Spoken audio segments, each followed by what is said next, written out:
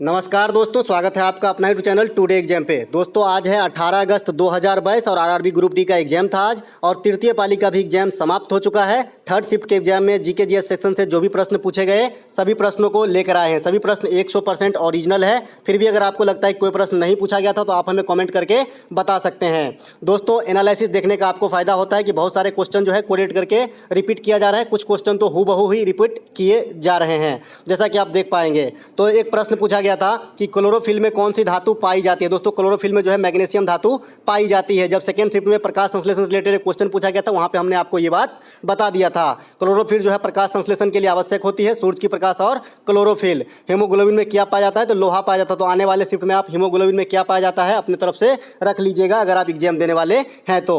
एक प्रश्न पूछा गया था कि त्रिपुरा में कौन सी भाषा बोली जाती है। ऑप्शन नहीं मिल पाया है, लेकिन त्रिपुरा में जो भाषा बोली जाती है ये एक ब्रोक भाषा है त्रिपुरा का। वहाँ स्थानीय लैंग्वेज में इसे ब्रोक भाषा बोलते हैं, तो ये भी हो सकता है ऑप्शन में, या फिर बंगाली या त्रिपुरी, ये भी त्रिपुरा में बोली जाने वाली भाषा है। एक प्रश्न आया था कि पंजाब नेशनल बैंक में जो है कौन कौन से बैंक से मिलकर बना है पंजाब नेशनल बैंक, यानी स्पष्ट रूप से अलग से क्वेश्चन पूछ रहा था कि पंजाब नेशनल बैंक में किन किन बैंकों का विलय किया गया है। तो पंजाब नेशनल बैंक में जो है यूनाइटेड बैंक और ओरिएंटल बैंक ऑफ कॉमर्स, इन दोनों का विलय कर दिया गया है, और ये इंडिया का दूसरा सबसे बड़ा बैंक है एसबीआई के बाद। आपको ये बात भी ध्यान रखना है। चलते हैं आगे। एक प्रश्न आज बैंक से दो प्रश्न पूछे गए थर्ड शिफ्ट में। बंधन बैंक की स्थापना कब हुई ये भी पूछा गया था। तो दोस्तों बंधन बैंक की स्थापना जो है ये 2015 में है, कोलकाता में इसका हेडक्वार्टर है। तो आपको ये बात भी ध्यान रखना है, हेडक्वार्टर पूछा जाएगा आने वाले शिफ्ट में हो सकता है। एक प्रश्न पूछा गया था कि भारतीय संविधान में वर्तमान में कुल कितनी अनुसूची और अनुच्छेद है। तो वर्तमान की बात कर रहा था प्रेजेंट में, तो प्रेजेंट में 440 से अधिक जो है अनुच्छेद है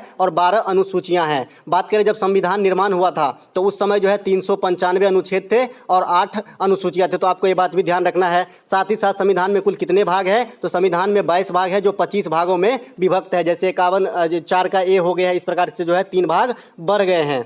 चलते हैं आगे। एक प्रश्न आया था कि अनुच्छेद 75 का संबंध किससे है। दोस्तों संविधान से हर दिन 2 से 3 क्वेश्चन पूछे जा रहे हैं, तो आप संविधान को आर्टिकल को अच्छे से कवर करके एग्जाम देने जाइएगा। अनुच्छेद 75 का संबंध जो है ये मंत्री परिषद से है, जैसा कि आप जानते हैं। ये काफी कॉमन सा प्रश्न पूछा गया था। एक प्रश्न आया था करंट सेक्शन से कि अक्टूबर 2022 में जो आयोजित होने वाली है राष्ट्रीय खेल नेशनल गेम, वो गुजरात में आयोजित होने वाली है। जैसा कि आप जानते हैं 2 सितंबर से 10 अक्टूबर के बीच में ये आयोजित करवाए जाएंगे। तो ये कितने शहर में कराए जाएंगे, इस प्रकार का प्रश्न पूछा गया था। तो ये टोटल मिला के 3 शहर जो है अहमदाबाद, सूरत और इस प्रकार का एक और शहर है, तो 3 शहर में कराए जाएंगे। तो यहाँ पे 3 जिन्होंने भी राइट आंसर करके आया होगा तो 3 लगाया होगा। एक प्रश्न पूछा गया था कि अनुच्छेद 243 का संबंध किससे है। तो अनुच्छेद 243 का संबंध जो है ये ग्राम पंचायतों के कार्यकाल का निर्धारण करता है। बात करें ग्राम पंचायत का गठन का जो है अनुच्छेद 40 भी है, लेकिन ये सिर्फ ग्राम पंचायत होगी इस प्रकार की बात कही गई है। बाद बानी विस्तृत से जो है ग्राम पंचायत का गठन राज्य के अंदर ये 243 ए से लेकर ई तक है। तो आपको ये बात भी ध्यान रखना है। उसी में शहरी और ग्रामीण दोनों आ जाता है। ग्राम पंचायत के सदस्य बनने के लिए न्यूनतम उम्र सीमा पूछा जाता है बार बार, तो ये 21 वर्ष होती है। चलते हैं आगे। एक प्रश्न पूछा गया था कि भारत का कुल भौगोलिक क्षेत्रफल कितनी है। दोस्तों भारत जो है विश्व का जनसंख्या के हिसाब से दूसरी सबसे बड़ी देश है चाइना के बाद, और क्षेत्रफल के हिसाब से 7वां सबसे बड़ा देश है। तो भारत के पास जो है 2.4% पूरे विश्व के भूमि का रकबा है। तो आपको 2.4% आंसर करके आना था। एक प्रश्न पूछा गया था कि रामकृष्ण मिशन की स्थापना किसके द्वारा किया गया था। तो रामकृष्ण मिशन की स्थापना जो है स्वामी विवेकानंद अपने गुरु के लिए जो किए थे, उनके गुरु जो थे मतलब रामकृष्ण परमहंस जी थे, तो इन्हीं के स्मृति में जो है 1897 में जो है विवेकानंद के द्वारा रामकृष्ण मिशन की स्थापना किया गया था। स्वामी विवेकानंद का मूल नाम भी पूछ लिया जाता है एग्जाम में, तो नरेंद्र नाथ दत्त जो है इनका मूल नाम है। साथ ही साथ ये शिकागो में भाषण दिए थे, इसके लिए ये ज्यादा फेमस है। आपको ये बात भी ध्यान रखना है। एक प्रश्न आया था कि निम्नलिखित में से कौन सा एक उत्सर्जन अंग नहीं है। तो इस प्रकार का ऑप्शन दिया गया था फेफड़ा, और एक जो दिया गया था लीवर भी दिया गया था। तो राइट आंसर क्या था, और भी 2 ऑप्शन हमें मिलता तो मैं राइट आंसर आपको जरूर बताता। अगर आपको पता हो तो हमें कमेंट करके जरूर बताइएगा। एक प्रश्न पूछा गया था कि जो 15वें वित्त आयोग करंट में जो संचालित है, इसका कार्यकाल कब तक है 15वें वित्त आयोग के अध्यक्ष का। आप जानते हैं तो इनका कार्यकाल है 221 2021 से 2026 ईस्वी तक। तो 2026 जिन्होंने भी लगा के आया है, राइट आंसर उन्हीं का है। वित्त आयोग एक पंचवर्षीय निकाय है। डायरेक्ट पूछा जाता है कि वित्त आयोग कितने साल की होती है, तो 5 साल के लिए जो वित्त आयोग का गठन राष्ट्रपति के द्वारा किया जाता है। इनके अध्यक्ष की नियुक्ति 5 वर्षों के लिए। और किस अनुच्छेद में ये बात वर्णित है, तो अनुच्छेद 280 में ये बात कहा गया है। 15वें वित्त आयोग के अध्यक्ष कौन है, तो नंद कुमार सिंह NK सिंह जो है 15वें वित्त आयोग के अध्यक्ष हैं। चलते हैं आगे। अगला एक प्रश्न पूछा गया था कि गणतंत्र दिवस कब से मनाया जा रहा है। काफी कॉमन सा प्रश्न पूछा गया था और कल ही हम जो है संविधान सभा से रिलेटेड सारा क्वेश्चन आपको PDF भी आज सवेरे मैंने प्रोवाइड करा दिया था टेलीग्राम चैनल पे, आप देख लीजिएगा।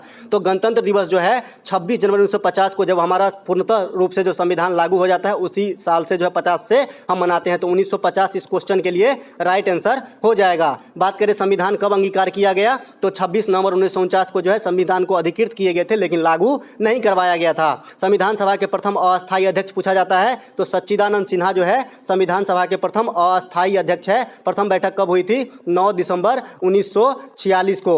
फिर उसके 2 दिन के बाद अस्थायी अध्यक्ष चुना जाता है डॉक्टर राजेंद्र प्रसाद के रूप में 11 दिसंबर 1946 को। फिर इससे उद्देश्य प्रस्ताव भी पूछा जाता है, तो 13 दिसंबर 1946 को संविधान सभा ने उद्देश्य प्रस्ताव जवाहरलाल नेहरू के द्वारा पास किया गया था। संविधान सभा के प्रारूप समिति के अध्यक्ष पूछ लिया जाता है, तो भीमराव अंबेडकर जो है प्रारूप समिति के अध्यक्ष थे।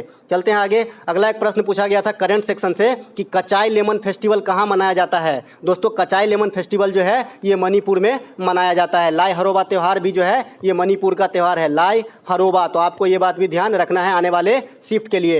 एक प्रश्न पूछा गया था करंट सेक्शन से कि भारत में वर्तमान CAG कौन है, नियंत्रक एवं महालेखा परीक्षक। तो गिरीश चंद्र मुर्मू जो है नियंत्रक एवं महालेखा परीक्षक पद पे आसीन है और ये देश के 14वें नियंत्रक एवं महालेखा परीक्षक है। बात करें नियंत्रक एवं महालेखा परीक्षक की नियुक्ति कौन करता है, तो भारत के राष्ट्रपति के द्वारा किया जाता है। और ये बात किस अनुच्छेद में वर्णित है, तो अनुच्छेद 148 नियंत्रक एवं महालेखा परीक्षक से रिलेटेड है। चलते हैं आगे। एक प्रश्न पूछा गया था करंट सेक्शन से कि 73वें ग्रैंड मास्टर कौन बना है। दोस्तों 73वें ग्रैंड मास्टर जो है ये भरत सुंदरम बना है। तो भरत सुंदरम ऑप्शन में दिया गया था और यही राइट आंसर करके आना था। भारत का प्रथम ग्रैंड मास्टर की बात करेंगे तो विश्वनाथ आनंद हो जाएगा। एक प्रश्न रिपीट किया गया था डायरेक्ट, जो है फर्स्ट शिफ्ट में भी पूछा गया था और थर्ड शिफ्ट में भी पूछा गया कि विटामिन ई का रासायनिक नाम क्या है। विटामिन ई का रासायनिक नाम टेकोफेरॉल है। मैंने पूरा इस पे एक पूरा कंप्लीट आपको विटामिन का नाम दे दिया था, आप देख लीजिएगा। बाद में कब आपका है अगर आप एग्जाम देने वाले हैं तो। विटामिन ए का नाम होता है रेटिनॉल और ये आंख के लिए काफ़ी अच्छा होता है। विटामिन ए की कमी से आंख की बीमारी होती है।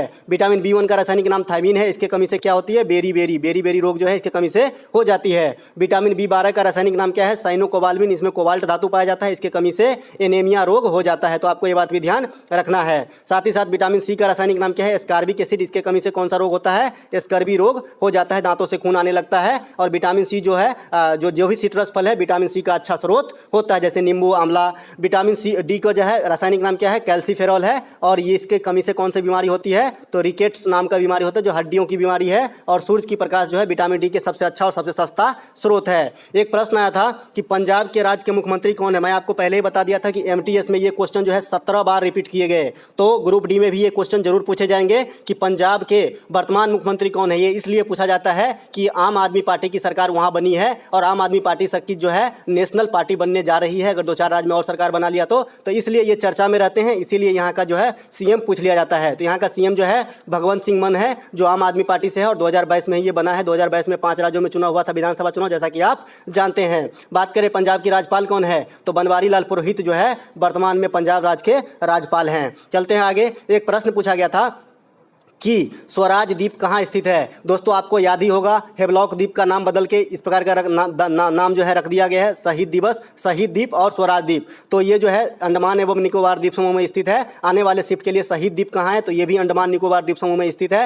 व्हीलर द्वीप कहाँ है, तो उड़ीसा में है और व्हीलर द्वीप का नाम अब बदल दिया है, अब्दुल कलाम द्वीप कर दिया गया है। तो आपको ये बात भी ध्यान रखना है, आने वाले शिफ्टों के लिए काफ़ी इंपॉर्टेंट हो जाता है। एक प्रश्न पूछा गया था कॉमन सा कि खानवा का युद्ध किसके किसके मध्य लड़ा गया था। दोस्तों खानवा का युद्ध जो है बाबर और राणा सांगा के बंध 1527 ईस्वी में लड़ा गया था, जिसमें बाबर विजयी रहे थे। पानीपत की प्रथम लड़ाई 1526 ईस्वी में बाबर और इब्राहिम लोदी के बीच होती है। पानीपत की द्वितीय लड़ाई 1556 में अकबर और हेमू के बीच में होती है। पानीपत की तृतीय लड़ाई 1761 में अहमद शाह अब्दाली और मराठों के बीच में होती है। अब बात करें पानीपत के प्रथम लड़ाई में बाबर की विजय होती है, द्वितीय लड़ाई में अकबर की विजय होती है और तृतीय लड़ाई में अहमद शाह अब्दाली की विजय होती है। और बाबर के द्वारा जो लड़ा गया अन्य युद्ध है, यह है घाघरा का युद्ध, चंदेरी का युद्ध। बाबर की मृत्यु जो है 1530 ईस्वी में हो जाती है। उसके बाद मुगल वंश की सत्ता जो है अकबर के हाथ में आ जाता है, हुमायूं के हाथ में आ जाता है, माफ कीजिएगा। अगला एक प्रश्न आया था कि पेस मेकर का संबंध किससे है। दोस्तों पेस मेकर का संबंध जो है ये है आपका हृदय से, हृदय से है पेस मेकर का संबंध। तो डायरेक्ट यहाँ पे हृदय जो है आंसर करके आना था। एक प्रश्न आया था कि निम्नलिखित में से किस संघ के पौधे द्वारा प्रजनन कर सकती है, दोबारा प्रजनन कर सकती है, इस प्रकार का प्रश्न आया था। आप एक्चुअल प्रश्न में कमेंट करके बता दीजिएगा क्या प्रश्न पूछा गया था। तो जैसा कि मैं इस प्रश्न के अनुमान से जो आंसर दे रहा हूं, जो आवृत बीजी पौधे होते हैं एंजियोस्पर्म के, वो दोबारा जो है प्रजनन कर सकती है। वैसे बहुत सारे पौधे जो है दोबारा प्रजनन कर सकते हैं, लेकिन यहाँ पे काफी इंपॉर्टेंट हो जाती है कि एंजियोस्पर्म के पौधे जो है ये सभी पौधे एंजियोस्पर्म जो भी इस कैडर में आते हैं सभी दोबारा प्रजनन कर सकती है। विश्व की सबसे लंबी पौधा अगर पूछा जाए आपसे तो सिकोया हो जाएगा। सिकोया किस प्रकार के पौधे का उदाहरण है, तो यह अनावृत बीजी पौधे का उदाहरण है। वहीं अगर आवृत बीजी पौधा पूछा जाए कि सबसे लंबा कौन होता है आवृत बीजी पेड़, तो यह आपका यूकेलिप्टस हो जाएगा, जिसे सपेता कहते हैं। गांव घर में भी आप इसे आसानी से देख सकते हैं। साथ ही साथ यूकेलिप्टस को रेडवुड ऑफ कैलिफोर्निया भी कहा जाता है, आपको ये बात भी ध्यान रखना है। एक प्रश्न आया था कि निम्नलिखित में से कौन सा कार्बन का अप्रूप है, रिपीट किया हुआ प्रश्न है, कार्बन का अप्रूप पूछा गया था। कार्बन का अप्रूप मैंने सब बता दिया है, तो ऑप्शन में जैसा रहेगा वैसा आंसर हो जाएगा। हीरा हो सकता है, ग्रेफाइट हो सकता है, फुलेरिन हो सकता है या कोयला हो सकता है। तो ये सब जो है कार्बन के अप्रूप है। अब कार्बन के अप्रूप से क्वेश्चन पूछ दिया गया तो इससे रिलेटेड क्वेश्चन भी जरूर पूछे जाएंगे, तो आप थोड़ा सा नॉलेज रख लीजिए। हीरा की चमक जो होती है पूर्ण आंतरिक परावर्तन के कारण होती है। ग्रेफाइट जो है विद्युत का सुचालक होता है, अधातु होते हुए भी अपवाद है। ग्रेफाइट का उपयोग नाभिकीय रिएक्टर में मंदक के रूप में किया जाता है। भारी जल का भी उपयोग नाभिकीय रिएक्टर में मंदक के रूप में किया जाता है। तो दोस्तों ये था आज का जीके जीएस प्रश्न जो 18 अगस्त के थर्ड शिफ्ट में पूछे गए ग्रुप डी के एग्जाम में। साथ ही साथ आज ही के डेट में हमने 1000 वन लाइनर प्रश्न के स्पीडी का वीडियो जो है पोस्ट कर दिए हैं, आप लोग जरूर देख लीजिएगा। अगर ग्रुप डी का एग्जाम देने वाले हैं तो काफी क्वेश्चन जो है वहां से आए हैं, जैसा कि आप देखेंगे तो खुद ही पाएंगे। अगर आपको अच्छा लगा हो तो एक लाइक जरूर कीजिएगा।